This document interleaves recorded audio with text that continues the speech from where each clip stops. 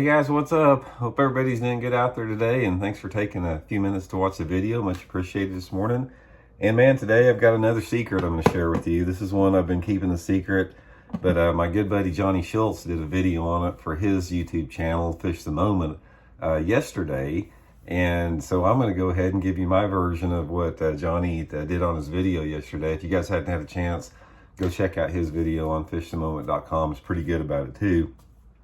So I'm going to show you guys the secret chatterbait setup, how to rig it, the trailer a lot of people don't use on it, and sort of explain to you a little bit about that. So anyway, before we get started here, just a couple different things. Just want to remind everybody, if you guys are interested in helping out the channel here, that one of the great ways to do that is to become a member of the channel.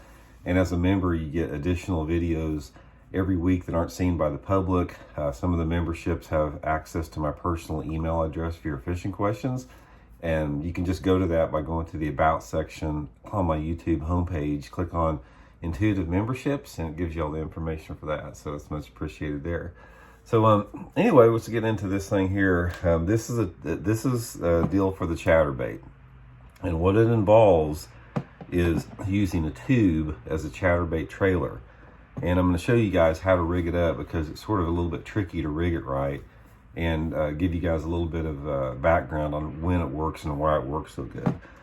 So anyway, let's get into this thing. First of all, let's talk about the chatterbait. You guys have seen the videos I've done before. I use most of the time just the old school. This is the Chatterbait Elite, I believe. All you guys out there spending 17 bucks on jackhammers, I just don't think you need it. If you saw the video I did earlier this year about the comparison between the old school chatterbait and the jackhammer, I've caught so many more fish just on the regular chatterbait. I mean, granted, the jackhammer's got better components, but there's something about the old school chatterbait that just gets more bites. It does. And I've had so many people ever since I did that video that came up to me and said the same thing. So spend just $5 or $6 on a old school chatterbait and you'll get more bites than 20 bucks on a jackhammer. Okay, let's start out with the tube modification. First of all, got just a 4-inch tube here.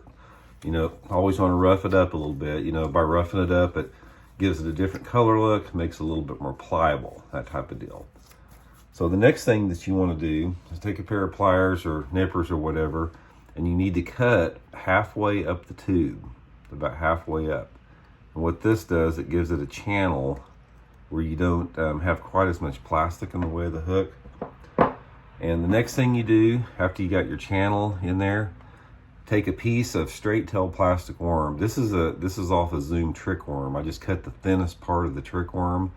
And what you want to do is wet it, get it where it's slick, and you want to slide it up inside of the tube as far as you can get it up in there.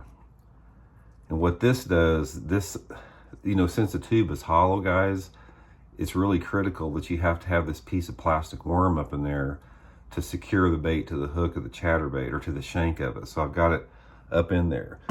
And then you want to line your chatterbait up to where the hook comes out of the slit that you made here.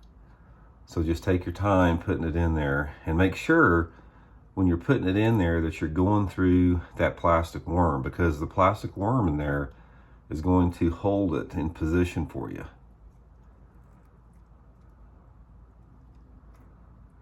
So there we've got it like that. Plastic worm, get it all in there nice and straight. And that's the chatterbait setup like this. So you can see it's a little bit different. Also, what I'll do is I'll vary with colors a lot of times. And you know, I'll use green pumpkins. I put maybe some orange dye, some chartreuse dye, but this is just a smoke red flake. It's just what I had available. But that's the setup right there. So the difference on this thing, guys, it's the profile. If you guys see most traditional chatterbaits, you know, you got the skirt on there. A lot of guys use like the Yamamoto Zaco trailer or a Speed Cross, something like that. It's a completely different profile, and that's what the fish see a lot of times for the most part. But the time that you want to use the tube on this over anything else is when you need to keep that bait close to the bottom. So if I'm fishing, you know, deeper grass beds, or if I'm slow rolling a chatterbait off of steeper banks around laydowns, that type of stuff, the profile of the tube on there will allow you to get that bait down quicker. It's not as buoyant, so it'll stay down quicker. And when you get going, that tail just starts wiggling like that. It's really subtle. Another thing about that is there's a really good setup if the water's a little bit clearer than normal. Most people wouldn't fish a chatterbait in. A lot of people don't think about a chatterbait as some type of a clear water bait, but guys, there's been tournaments won at Lake Mead on it. Guys catch fish all over the country on these chatterbaits in clear water, and when you're fishing water visibilities that are like over 3 feet, that's when I like to go to the tube on this. Guys have been doing this now for several years, and Johnny was one of the first guys that came out with the video that sort of gave it away a little bit there, but you're going to be hearing a lot more about this because this is just a key type of a trailer. Doesn't get seen very much by people out there, and that's the big key a lot of times when you're dealing with you know, existing categories of baits, especially trailers and that type of stuff. A lot of times just something as simple as a trailer change can make a big difference because it alters the profile of the bait and it doesn't telegraph the same way. Because if you're throwing like a Zaco trailer or some type of a speed crawl that pushes water and has a vibration, it throws off a completely different you know, vibration in the water. So guys, I need to give it a try. You know, just an old tube on the chatterbait, put your piece of plastic worm up in the middle of it, and I promise you guys will get bit on it. Just take some time to experiment with colors on it. You know, you can get white tubes. You can take a tube like this and you can dye the whole thing chartreuse, or you can put a little orange on it. So you can use the tube. The tubes come in a lot of different colors. Like you can put a salt and pepper on there, you know, for a shad imitator, a green pumpkin or something like that for a crawdad imitator, or even a black on there. It's really versatile as far as colors. But you'll love the way it looks in the water. It looks really fishy. It looks like something the bass would want to eat. So give it a try, guys. Chatterbait on a tube. And like I said, go check out Johnny's video, fishthemoment.com. He's got a good video on it, and we'll talk to you guys later. See you.